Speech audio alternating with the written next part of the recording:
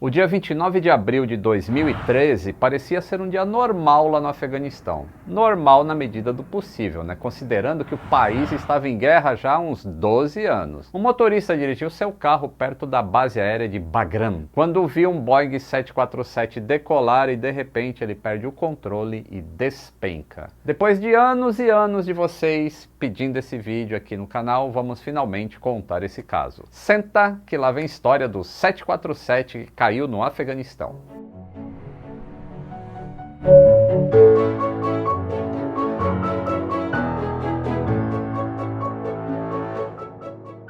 Saudações aeronáuticas, tudo bem com vocês? Tudo bem. Vocês estão vendo alguma mancha branca aqui embaixo dessa camiseta? Vocês estão vendo um monte de bolinha de desgaste? E olha que eu já voei muito com essa camiseta aqui, não é verdade, Bia? Eu voei muito porque ela é muito confortável de usar a bordo. E quando você compara uma camiseta de algodão como essa daqui, ó, de boa qualidade, você vai perceber a diferença para esse tecido aqui. Inclusive essa aqui já está até ficando meio amarelada embaixo do braço, ó.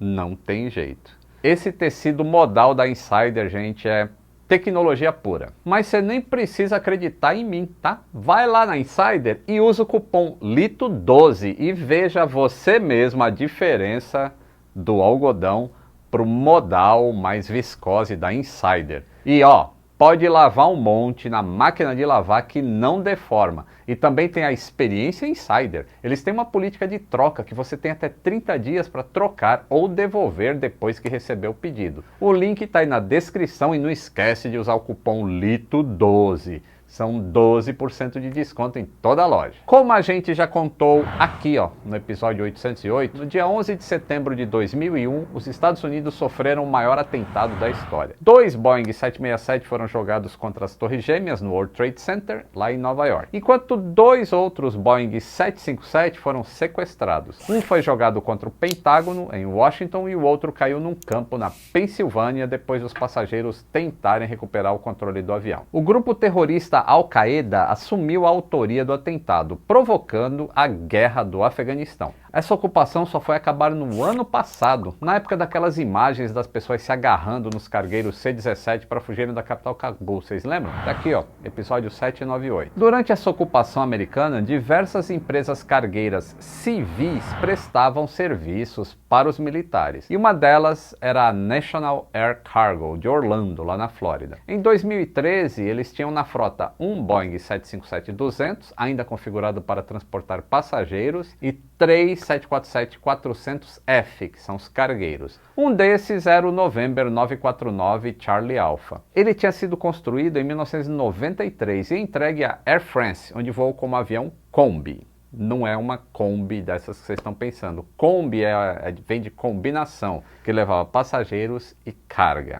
Em 2010 ele foi convertido para cargueiro total e começou a voar pela National Air Cargo. Em 29 de abril de 2013, este avião estava escalado para transportar cargas do campo Bastion, que é uma base aérea da Royal Air Force lá no Afeganistão, até o aeroporto internacional Al Maktoum, lá em Dubai. O peso total da carga era de 94 toneladas e incluía 5 veículos blindados MRAP. MRAP é a sigla para Mine Resistant Ambush Protected, isso é, uns caminhões bem pesados, feitos para resistir à explosão de minas ou emboscadas feitas com explosivos. E também foram embarcados 2 Cougar de 18 toneladas cada e 3 Oshkosh MATV de 12 toneladas cada. Olha o peso dessas cargas. Os veículos foram colocados na metade de trás do avião. A partir dali, sabe onde termina o cucuruto do 747? Então, dali para trás. A bordo do avião estavam 7 tripulantes, todos norte-americanos. O comandante Brad Hessler tinha 34 anos de idade e antes de voar o 747 havia pilotado o Douglas DC-8. O Jamie Brokaw era o primeiro oficial, tinha 33 anos de idade. E assim como o comandante, ele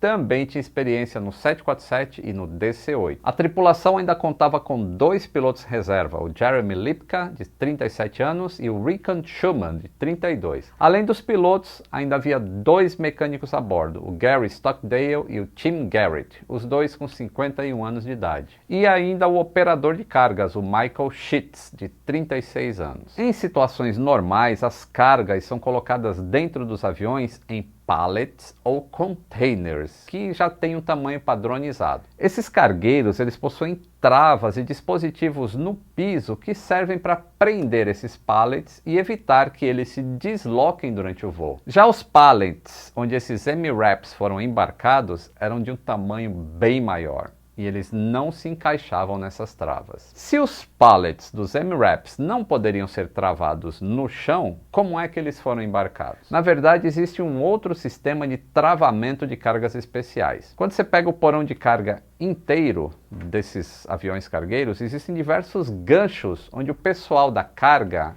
pode prender algumas tiras. Eles então passam essas tiras pelas cargas especiais como se estivesse realmente amarrando no chão da aeronave. Claro que não são tiras qualquer, né? São tiras certificadas para esse tipo de carga, que aguentam várias toneladas. E são dezenas ou até centenas de tiras que são amarradas nessas cargas. De acordo com o operador de cargas, cada pallet com o veículo foi posicionado a uma distância de 10 a 12 centímetros um do outro. Os veículos de 12 toneladas foram presos com 24 tiras que suportam cerca de 2.500 quilos cada. Já os veículos de 18 toneladas foram presos com 26 tiras. Antes do avião decolar do campo Bastion, o operador chegou a comentar com a equipe de terra que ele havia inspecionado as cargas, mas ele não tinha visto os pilotos também inspecionarem. Então, lá por volta de 12h10 do dia 29 de abril, eles decolaram do campo Bastion rumo a Dubai. Depois de mais ou menos 1h42 de voo, o cargueiro pousou na base aérea de Bagram, também no Afeganistão, para fazer um reabastecimento, porque essa pista lá é muito maior e eles poderiam colocar todo o combustível para ir até Dubai. E aí o avião ficou lá parado neste aeroporto durante 1h30, e apesar de ter recebido mais combustível, nenhuma carga extra foi embarcada ali. Durante o reabastecimento, a tripulação saiu do avião e ninguém entrou nesse 747 durante essa escala.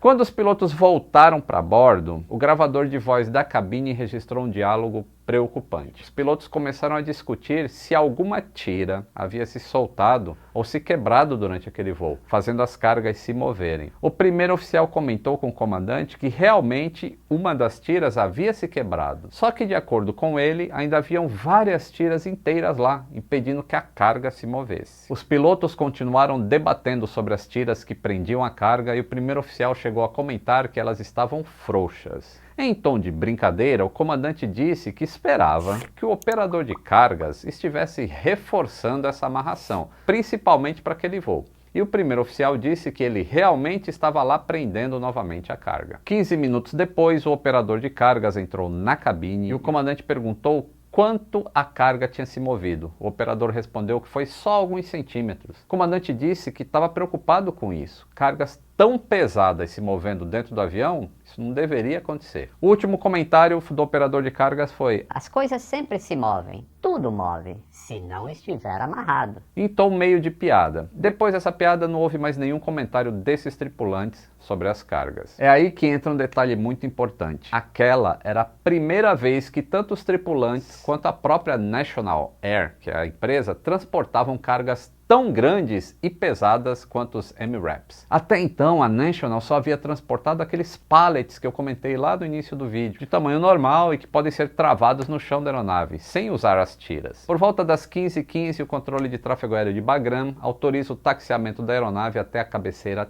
3. Tudo acontecia normalmente. O primeiro oficial ia ser o Pilot Flying e o comandante seria o Pilot Monitoring. Às 15h25, o avião recebeu autorização para decolar. Os pilotos aplicaram a potência, o avião correu normalmente, de acordo com os controladores de tráfego aéreo, e decolou normalmente. O gravador de voz da cabine parou de gravar logo depois do primeiro oficial falar "Gear Up", indicando que o trem iria para a posição de recolhida. E então aconteceu a cena que todos conhecem. De repente, o Boeing 747 inclinou abruptamente o nariz para cima. No ponto mais alto da subida, inclinou para a direita e perdeu sustentação. Durante a queda, o avião ainda voltou a nivelar antes de bater de barriga no chão a menos de 200 metros da cabeceira da pista. Com o impacto, o cargueiro explodiu e todos os ocupantes pereceram na hora. Por ser um cargueiro a serviço dos Estados Unidos no Afeganistão, logo foi levantada a possibilidade de terrorismo, só que não foram encontrados vestígios de explosivos na aeronave. Além disso, a filmagem feita por esse motorista não mostra fumaça ou indicação de explosões. O jeito que o avião apareceu no vídeo, primeiro inclinando o nariz para cima e depois despencando, já indicava que provavelmente havia acontecido alguma alteração repentina no centro de gravidade do avião, que tirou a sustentação do 747.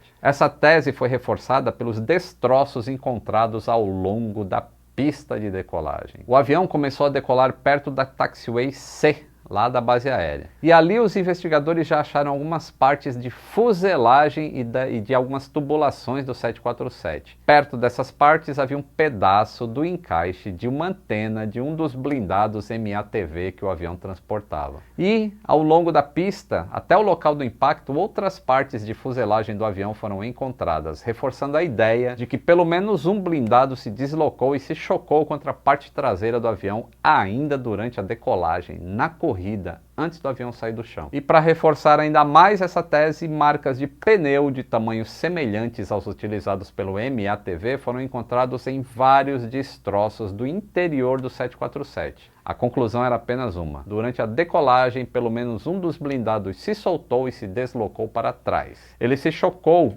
contra a parte traseira aqui do 747 e rompeu tubulações hidráulicas e o atuador, o jack screw, o atuador do estabilizador horizontal do avião. Então, além do peso mal distribuído por causa do deslocamento da carga, o avião também perdeu o controle de estabilização do nariz. Então era impossível para os pilotos retomarem o controle da aeronave. E por que isso acontece? Porque o centro de gravidade do avião fica mais ou menos aqui perto da asa. Então, se você põe peso aqui atrás, você não tem como controlar em baixa velocidade o avião, porque ele funciona como uma gangorra o avião, eu sempre falo isso, né? Então, você põe peso na frente, ele vai levantar a cauda. Se põe peso atrás, ele vai abaixar a cauda. Quem contraria isso é o estabilizador horizontal, que eles perderam, e o profundor. Só que quando você está em baixa velocidade, a força do vento aqui ainda é pequena para você conseguir baixar o nariz. Por isso ele aparece naquela condição de nariz subindo, mesmo os tripulantes colocando toda a força que eles podiam no manche para baixar o nariz do avião. E ele sobe até um limite em que ocorre a perda de sustentação de uma asa, que perde a sustentação, ele inclina e volta a descer. Como eu tinha falado antes, a National nunca tinha feito transporte de cargas tão grandes e pesadas quanto 5 blindados. Isso foi uma das principais causas do acidente, uma vez que a empresa aceitou transportar uma carga que ela simplesmente não poderia ser levada por esta empresa. O 747-400F consegue transportar tranquilamente esses 72 toneladas que os 5 blindados juntos pesam, tá? Mas a empresa não. E o problema estava justamente nesses blindados. Eles foram embarcados em pallets flutuantes que precisavam ser amarrados com essas tiras de cargas especiais. O problema é que dentro do avião não havia pontos de amarração suficientes para prender 5 veículos. O setor de segurança da companhia não foi consultado quando a National foi contratada para levar os blindados. O chefe do setor de carregamento da companhia considerou apenas o peso total daqueles blindados e a distribuição de carga ao longo da fuselagem e desconsiderou esses pontos de amarração que as cargas especiais exigiam. A falta de experiência também se refletiu na tripulação do avião. Como as conversas gravadas em Bagram revelaram, apesar deles terem feito algumas brincadeiras, eles estavam preocupados mesmo com a amarração dos veículos. Só que eles não imaginavam que um dos blindados se soltaria ainda durante a corrida de decolagem, provocando acidente. Ainda mais porque durante o primeiro voo, a carga tinha se deslocado alguns centímetros, mas ela não tinha se soltado, então isso provavelmente ficou na cabeça deles. A investigação também revelou problemas nos treinamentos e nos procedimentos de segurança da própria empresa. Por exemplo, o pessoal da companhia amarrou cada MATV com apenas 24 tiras e cada Cougar com 26. Só que os MATV deveriam ter sido amarrados com pelo menos 32 tiras e os Cougars com 46. Além desse treinamento deficiente, quando eles desconsideraram esses fatos, os próprios manuais da companhia não alertavam sobre os riscos críticos da segurança que o transporte dessas cargas poderia envolver. E os próprios manuais da National indicavam informações diferentes dos manuais da Boeing e da Telair, que era a companhia que tinha feito a modificação nos equipamentos de carregamento do 747-400. No fim das contas, o NTSB recomendou a atualização dos treinamentos e os manuais da National Airlines. Além disso, o FAA criou um processo de certificação para as equipes de carregamento e documentação de companhias cargueiras, especialmente no caso de transporte de cargas especiais. E um outro ponto foi para padronizar os manuais, tanto das companhias aéreas quanto dos fabricantes, para que não houvesse discrepância ou dúvidas entre eles. Então é isso aí, esse é o vídeo desse acidente que vocês tanto me pediam para falar. Muita gente acha que é fake esse vídeo, não é, o vídeo é real. Infelizmente foi isso que aconteceu. Diversas falhas de procedimento que ocasionaram a perda do centro de gravidade do avião. Se vocês curtiram essas informações, deixa o like, considere apoiar o canal por apenas R$ 2,99 por mês e a gente continua fazendo esse conteúdo bem legal. E você, como membro, recebe outro conteúdo também exclusivo que só os membros têm, com erros de gravação e outras coisas, materiais extras, tá tudo lá na seção de membros, tá? Custa apenas R$ 2,99 por mês e ajuda bastante o canal. Tudo bem? Um grande abraço e até o próximo voo!